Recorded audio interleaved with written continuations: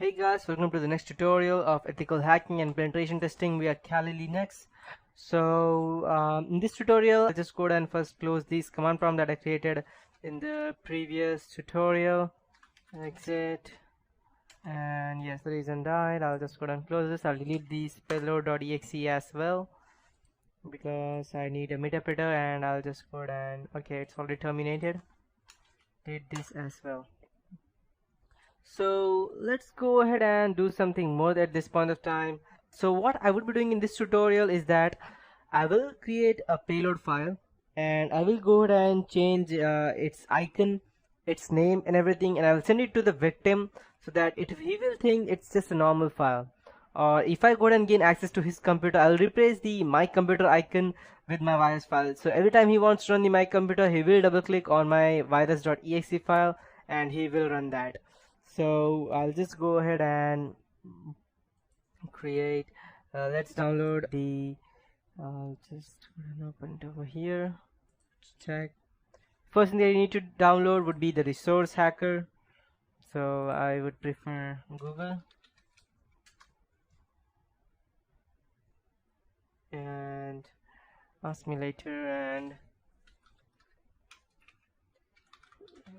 resource hacker, and we have it over here. British version, so 3.4.1, and let's check which is the real one. So let's check over here. Okay, perfect. Let's download it.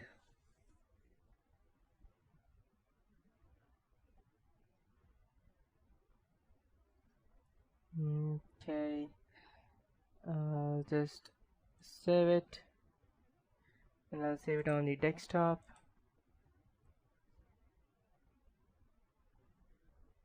Okay, this is from the soft tonic, I believe. I'll just close this and this. Okay, perfect. Extract all files. Let's see if this works. Perfect. So we have the resource hacker. So what we would be doing is, first I will assume this as my target PC, as well as I will also be experimenting this as my own VMware workstation. I am a hacker and this is my own VMware workstation. I will also be assuming that as well. So I'll first go ahead and create my payload terminal. So I'll open a toolkit and I'll type SATOOLKIT,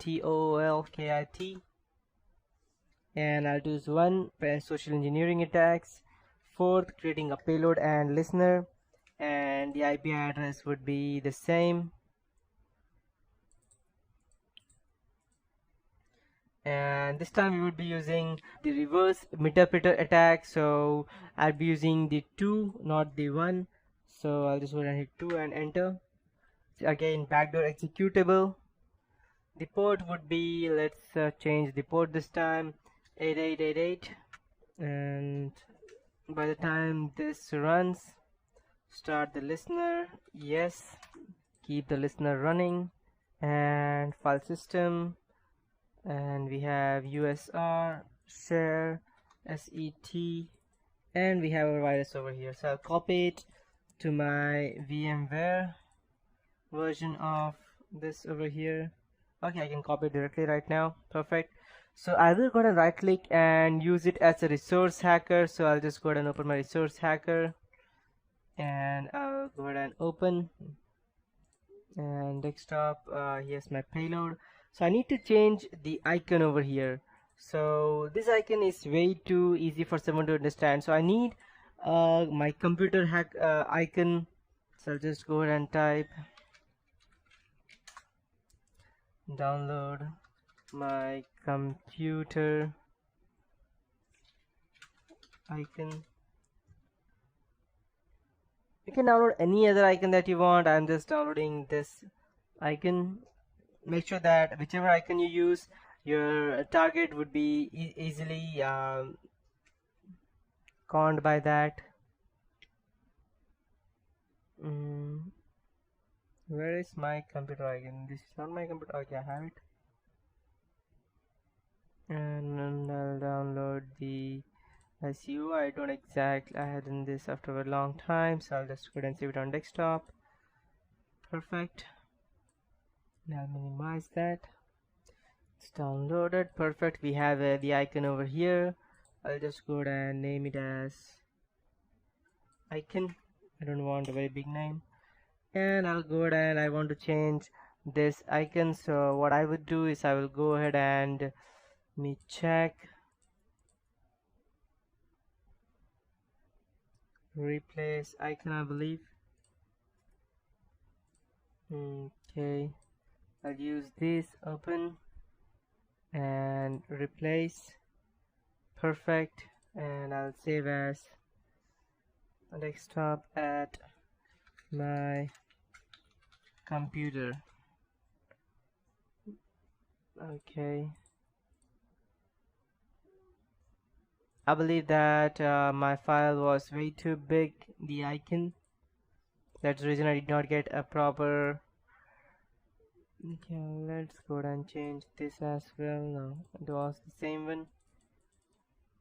Okay, yeah, that's right. So my icon was way too big, and that's the reason it's not getting the icon right now. But let's just assume that you have created this icon, the same icon, by gathering the same pixel icon, and I'll just go and delete both of these. So let's assume at this point of time that this is a real icon, and we will be going ahead, and this is my computer. So the person double clicks this one, and let's go to our Kali Linux and see what happens. As you can see, a payload has been started, and I'll type sessions -l. There are no active sessions. Okay, I think I'll just go ahead and check my payload. Okay, I'll just go ahead and quit this, and I'll open MSF console, and I'll just go ahead and close the payload. Okay, I don't have the payload over here right now running. Let's check. Let's start the MSF console, and then we will go and run our virus.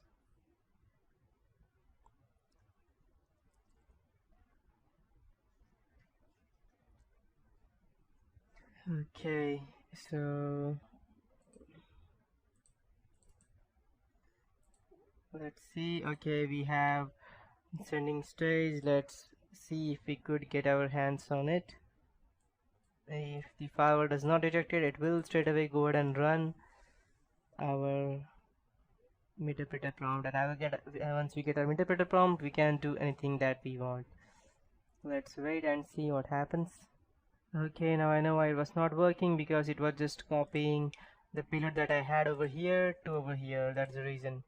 So I'll just go ahead and copy this payload, and yep, perfect.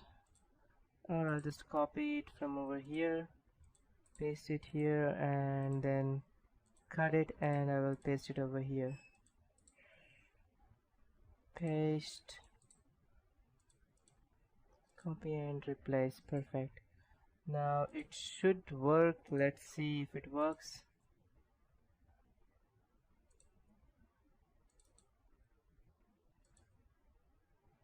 Perfect. So as you can see, we have the interpreter first prompt opened.